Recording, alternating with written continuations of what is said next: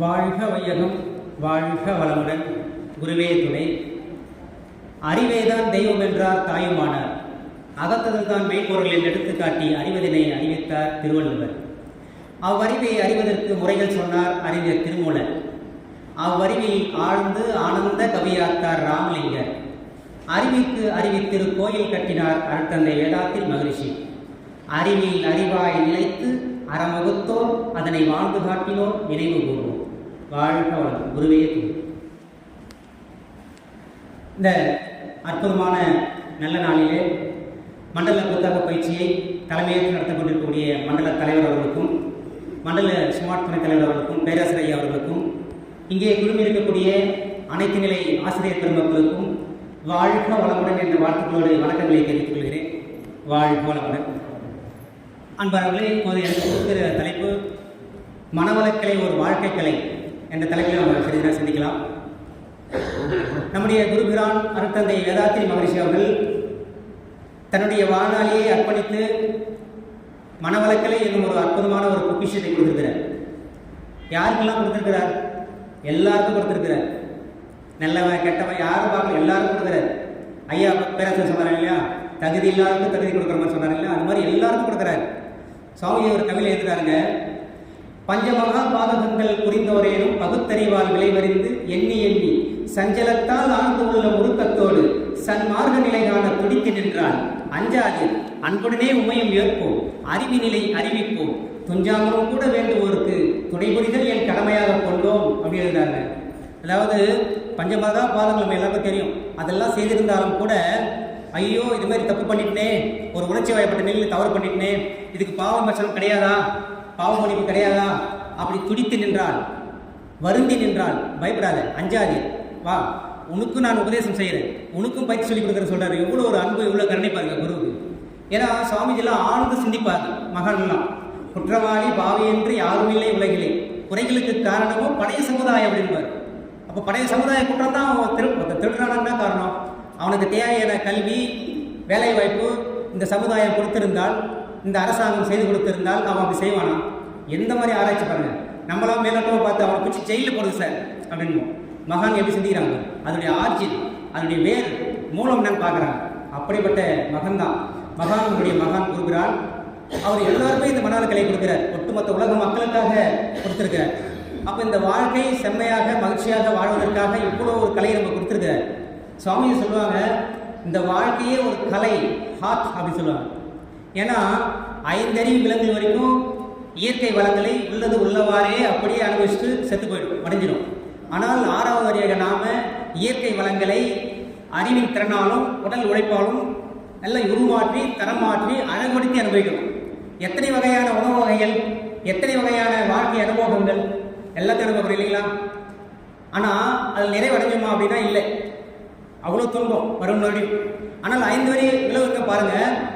ஓரறிவு தாவரத்துக்கு சுவை உணர்வு கிடையாது, 2 அறிவு புழுவுக்கு வாசனை உணர்வு கிடையாது, 3 அறிவு உயிரினத்துக்கு கண் பார்வை கிடையாது. எல்லாமே உள்ள அடக்கமாக இருந்தாலும் ஒரு எல்லைக்கட்டு உள்ளைக்கு உட்பட்டு இருக்கிறது. அதனால இயற்கை வளங்களை உள்ளது உள்ளவாறே அனுபவிச்சு போயிடுது. ஆனால் 6வது வரையாக நாம இயற்கை வளங்களை வாழ்வின் வளங்களாக மாற்றி நம்ம அனுபவிக்கிறோம். அதில் நிறைவடைஞ்சோம்னா இல்லை, இன்னும் அவ்வளோ துன்பங்கள் குறையல. அப்போ அந்த துன்பங்கள் குறைவதற்காக தான் நமக்கு ஆன்மீக கல்வி, ஆன்மீக வாழ்வு. ஆன்மீக வாழ்வுனா என்ன? யாருக்கும் துன்பம் கொடுக்காமலும் முடிந்தவரை நம்மளை உதவி செய்து அறவாழ்க்கை செய்து வாழ்வு ஆன்மீக வாழ்க்கை. இப்போ சுவாமி இதை கேட்குறோம், ஆன்மீக நீதி தானே சுவாமி அப்படின்னு கேட்டால் ஒரு கவியில் சொல்லுவார். சாமியோட கவியில் பார்த்தா ரொம்ப எளிமையாக இருக்கும், எல்லாம் யார் படித்தாலும் புரிஞ்சுக்கலாம். முற்காலத்தில் வாழ்ந்த ஞானிகள் சித்தர்களுடைய கவியெல்லாம் வார்த்தையில் கருத்துக்களை புதைத்து வைத்தார்கள். ஆனால் மகரிஷி அவர்கள் வார்த்தைகளில் கருத்துக்களை தெளித்து வைத்தார்கள். யார் படித்தாலும் புரியும், ஈஸியாக புரியும். சுவாமிஜி கவி பாருங்க. அன்பு, இரக்கம், தொண்டு, தவம், ஈகை, இன்சொல் ஆன்மீக நெறியாகும். போற்றி காக்க துன்பங்கள் குறைந்து வரும், மேலும் தெய்வ துணை கிட்டும், வாழ்வில் புகழ் நிறைவு ஓங்கும், நன்முறையில் தனி மனிதன் வாழ கற்றால் நாட்டினிலும் வீட்டினிலும் அமைதி ஓங்கும், இன்பமயமே எங்கும், இந்த உண்மை எளிதன்றோ கற்பதற்கும் வாழ்வதற்கும் அப்படிங்கிற. ஈஸி தானே, இதை ஃபாலோ பண்ணுறது ஈஸி தானே சொல்கிறேன். இப்போ எனக்கு ஒரு மோதிரம் வேணும்னா நானே தங்கச்சொர்ணம் தோண்டி நானே தங்கத்தை வெட்டி எடுத்து நானே மோதிரம் செய்யணும்னு அவசியம் கிடையாது. அதுக்குன்னு ஆள் இருக்காங்க, அதை செஞ்சு நமக்கு அந்த சமுதாயத்துக்கு வந்துடுது. அதுபோல நம்ம சித்தர்கள் ஞானிகள் கண்டுபிடித்த அந்த யோகக்கலை சாமிஜி இன்னும் எளிமையாக வடிவமைச்சு நம்ம கொடுத்துருக்காரு. அந்த வழியில் நம்ம அதை ஃபாலோ பண்ணிகிட்டே போனால் போதும், நம்ம அடைய வேண்டிய இலக்கை அடைந்து விடலாம். அப்போ மனவளக்கலையில் எல்லா பயிற்சியும் கொடுத்துருக்கிறார். ஒரு மனிதனுக்கு சிறப்பாக அமைதியாக வாழ்வதற்கான பயிற்சி எல்லாமே கொடுத்துருக்காரு. மனிதனுக்கு என்ன வேணும்? பாரதியார் கேட்குறாரு இறைவனை பார்த்து, விசையரு பந்தினை போல் உள்ளம் வேண்டியபடி செல்லும் உடல் கேட்டேன், நசையரு மனம் கேட்டேன், நித்தம் நவமென சுடதரும் உயிர் கேட்டேன், தசையினை தீச்சுடினும் சிவசக்தியை பாடும் நல் அகம் கேட்டேன், இவை தருவதில் உனக்கு எதுவும் தடை உள்ளதோ அப்படி கேட்குறாரு.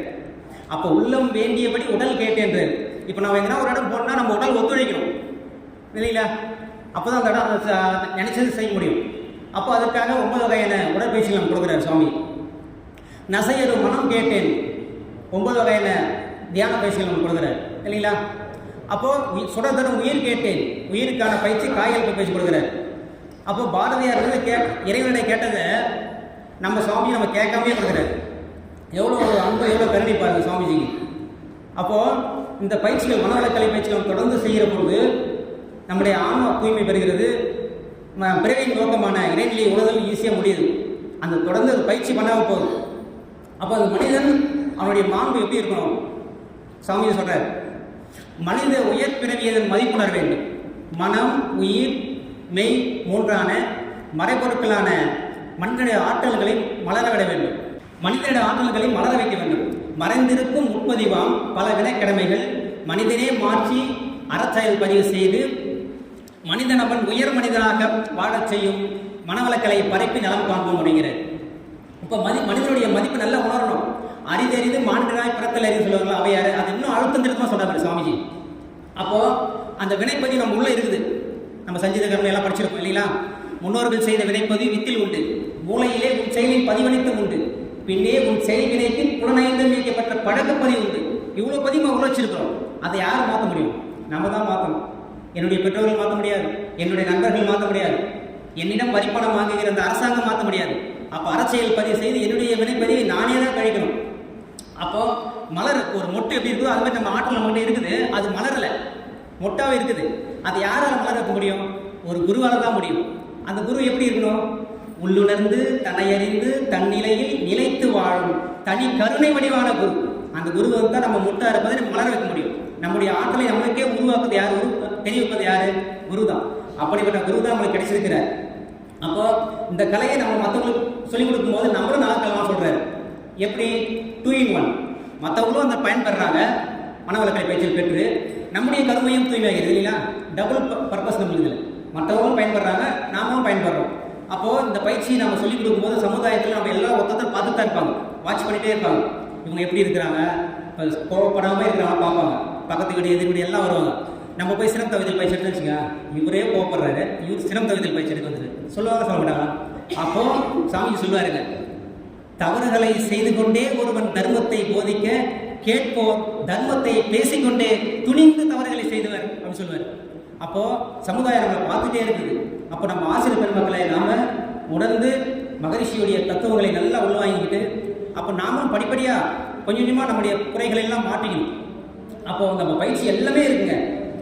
உடல் நலத்த உடற்பயிற்சியிலேருந்து பிரம்மஞானம் வரைக்கும் அப்படியே படிப்படியாக ஸ்டெப்பாக கொண்டு போகிறார் சாமிஜி. எல்லாமே இதில் இந்த பயிற்சி கற்றுனா போதும், மனிதன் மாமனிதனாக முழு மனிதனாக வாழ்வதற்கு எல்லா பயிற்சியும் இருக்குது. அகத்தாய்வு பயிற்சி ரொம்ப ஸ்பெஷல். வேற எவ்வளோ உலகத்தில் ஆன்மீக பயிற்சி இருக்குது, அகத்தாய்வு பயிற்சி என்பது மனவளக்கலை மட்டும்தான் இருக்குது. அப்படி ஒரு சிறப்பு வாய்ந்த ஒரு பயிற்சி தான் அகத்தாய்வு பயிற்சி. நாள்தோறும் செய்தவற்றின் பயனை நீங்கள் நல்லுறக்கம் கொள்வதற்கு முன் கணித்துக் கொள்வீர். வீழ்வதில்லை போயினிவையினும் நீயே மேம்பட்டாய் அனுபவத்தில் அதுவே லாபம் அடைகிறது. ஒரு தவறான செயல் செய்துட்டோம், ஃபாஸ்ட் இஸ் ஃபாஸ்ட், முடிஞ்சிச்சு, ஒன்றும் பண்ண முடியாது. ஆனால் அந்த செயலிலிருந்து ஒரு அனுபவம் நமக்கு கிடைக்குது இல்லையா, அது லாபம்ன்ற.